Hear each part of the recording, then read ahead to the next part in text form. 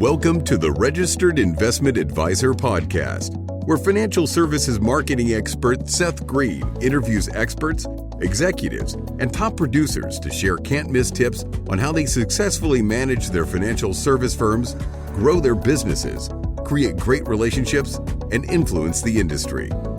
And now, here's your host, Seth Green. Welcome to the podcast. This is your host, Seth Green. Today I have the good fortune to be interviewing Hank McClarty from Gratus Capital. Hank, thanks so much for joining us. Thanks for having me, Seth. It's great to be here. Our pleasure. Let's go back in time a little bit. How did you get in the industry in the first place? Well, I actually got in the industry of wealth management right out of college. I started with Merrill Lynch and was between Merrill Lynch and Morgan Stanley, was there for almost 15 years, and then wised up and decided to start my own firm 17 years ago. So I've been in the business, a little over 30 years, but started off on the big firm side for the first 14 years or so, and then started my own firm, Gratus Capital. Well, congratulations. I also started at Merrill Lynch in the business a very, very, very long time ago.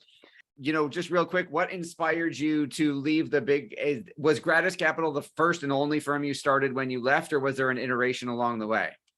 Oh yeah, good question. I think I'll start with the first part. What inspired me to leave? I think the success that I had at Merrill Lynch and Morgan Stanley, I finished up at Morgan Stanley. So when I left Morgan Stanley, I think out of 14,000 advisors there, I was number 8.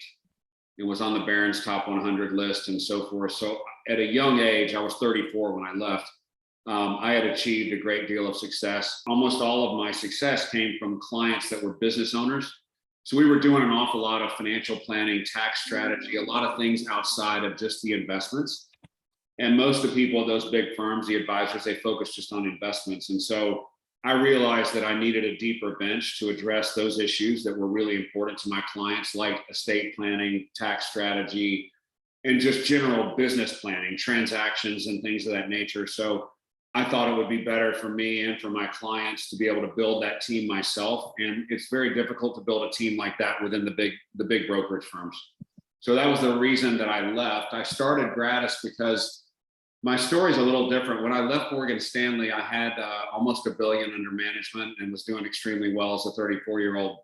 But due to many different circumstances that came together, Morgan Stanley was very upset when I resigned, and the situation from a legal perspective got really ugly. So I ended up not bringing any of my clients from Morgan Stanley and started Gratus Capital with 0 clients. And so I basically had to start over. So it was a humbling process to go through, one that had a really deep impact on me, I think, as a leader and as a father.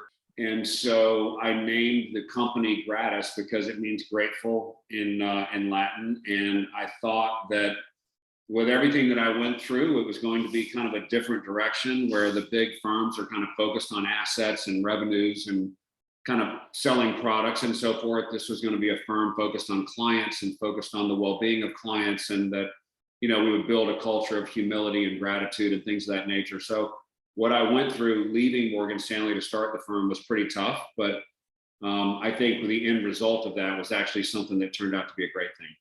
Well, honestly, that's beautiful. I love it. I went through something similar when I left AG Edwards, where they came after me, but luckily I had a wonderful securities lawyer who helped with my transition and got them to go away. So I've been through that along with the growing pains. You're absolutely right. It wasn't like you could bring an accountant or an estate attorney on staff at, Morgan Stanley. They wouldn't have said, we can't supervise them. That's not our business.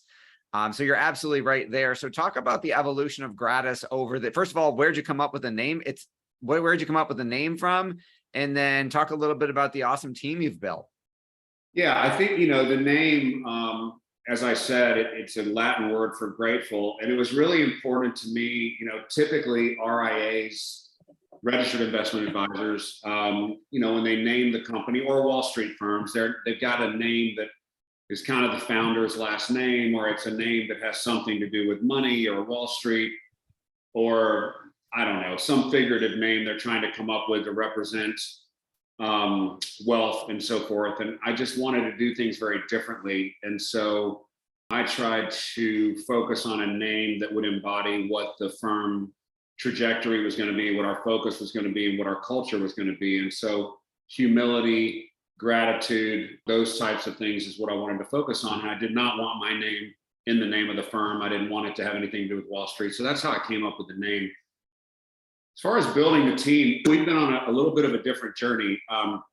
As you might imagine, starting a firm with no clients and no assets and starting over after I had achieved so much success at a young age was difficult. It was difficult for the ego, and it was difficult work. I mean, it was hard work.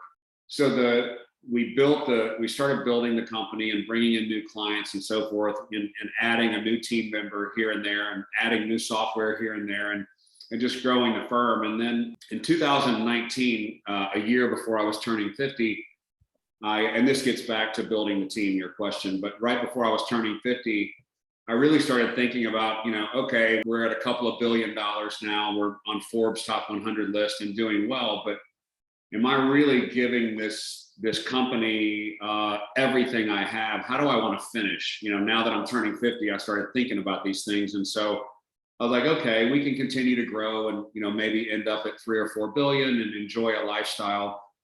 Or do I want to do something extraordinary with this company, in the final 15, 20 years of my career? And I decided that, for me personally, I just wanted to leave everything on the field and do something really extraordinary. So I set a vision from the firm after we had been around for 14 years. I set a new vision for the firm to 10x our company over a 10-year period. And not only to 10x the company, but to increase and improve our client experience while doing that, which is very difficult because usually when you're growing rapidly, the client experience suffers. And then the third prong of our vision was, the 10x. The second prong was the client experience. And the third was I wanted all of our team members to be raving fans of where they work and really create a culture and an environment where people brag about, being a part of this company and so forth.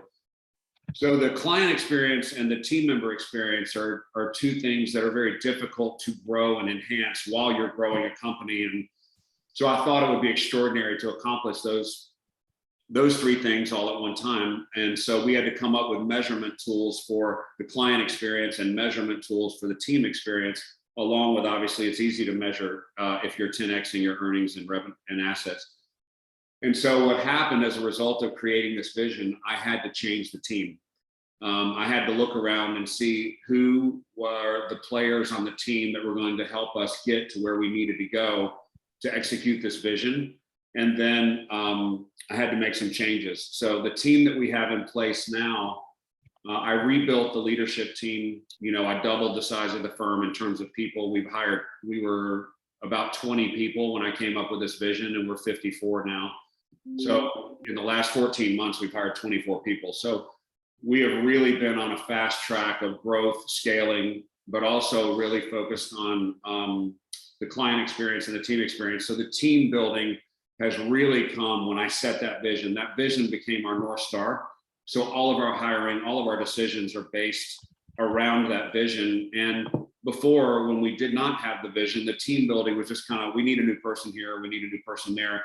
The decision-making wasn't nearly as focused and intentional as it has been since I set that vision for the firm.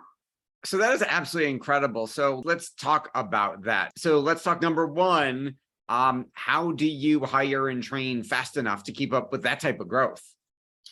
Well, one of the things that I mentioned that I reset the leadership team. So one of the key parts of our success has been hiring the right people. So going through and making sure that we had an awesome director of HR, director of operations. I brought in a president. I had never had a president before. So I had to do a lot of self-evaluation of what my skill set was as a CEO, and good or bad, I'm good at only a few things. I'm good at 2 or 3 things, and I'm really good at them. And all the other things that a typical CEO is good at, I'm not very good at. And I had to recognize that and say, okay, if we're going to really achieve this vision for the firm, I need somebody that's great at all of these things I'm not very good at.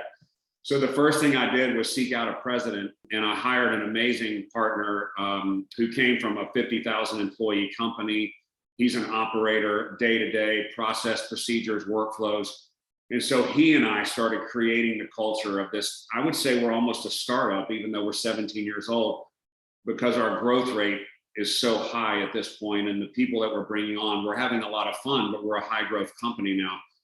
And so when I brought in the president, we created an entirely new hiring process. And so going through the process that we do now to hire, it's extensive and it's time consuming, but the people that we've added to our team, I would put up against any team out there. And that, thankfully, most of that has come from the president that I hired and the people that he's hired around him to create this hiring and onboarding and integration process for our new team members. That is awesome. So how do you, obviously things change. You mentioned when you start over and you have no clients, you've evolved a lot over the years now that obviously there's billions of dollars of assets under management. Who is an ideal client for you now, and how do you bring them in the door? So I think the ideal, what we've done is we've built a team of expertise. So we manage all of the money that we manage for our clients in-house, meaning we have analysts that select the stocks, analysts that select the bonds, the private investments, all of that. And so I have built a team on the investment strategy side that is very customized for the clients and the investments that we pick. Also, the advisors that work with the clients, most of them are CPAs, certified financial planners. Several of them have legal backgrounds, they're JD and things of that nature. And the reason we hired these people with this expertise, obviously it's much more costly to bring a team like that together. But our ideal client is a business owner that is having either had a liquidity event or is approaching a liquidity event, because all the tax and all the tax planning and transaction strategy that goes into that, my team is experts on that. So when we have someone that is planning a transaction or has done a transaction, our ability to walk them through all of the generational planning for a trust and estate, for tax, and marry that with our investment strategy is key. Most firms, in my opinion, don't have the bench strength that we do with all of those different aspects. So somebody that's saying, listen, I spent my whole life being concentrated in a single stock or in a company. Now it's time for me to diversify and take all this concentrated risk that I've had and diversify it with a team that can take it and run with it for me, and I can hand it off to them. That's the perfect client for us. That makes a lot of sense. And then how are you bringing them in the door now? So an awful lot of our growth comes from referrals. I would say most of our growth comes from referrals from existing clients, from other professional advisors like CPAs and attorneys. We also get a lot of referrals from our respective custodians. So we custody clients' assets with Schwab and Fidelity, and we get a lot of referrals from them as well. So I would say 99% of our business, new business, is coming from referrals from either clients, other professionals, or the custodians that we work with. And your passion is obvious. What do you like best about what you're doing? The people part of it. It didn't take me long to answer that. I love building the team. So we have extraordinary people on our team, and even when we were a third the size we are now, I wouldn't necessarily have said, I'll go into battle with anybody on my team. Today at 52 people, I'll go into battle with anybody on my team. And so watching our process, our evolution, watching the light bulb go off with some of our younger talent, grooming some of our younger talent to be directors or C-level executives, that's what gets me up in the morning. And that's what really gets me excited. And so it's been so fun to bring in this other leadership that is so much better than me in all the areas that they focus on, and watching them come together as a team and bring in new team members and execute initiatives and things of that nature. It's been an awesome process. I think the thing I've learned the most from that is there were so many years that I was struggling to build this business and kind of start over.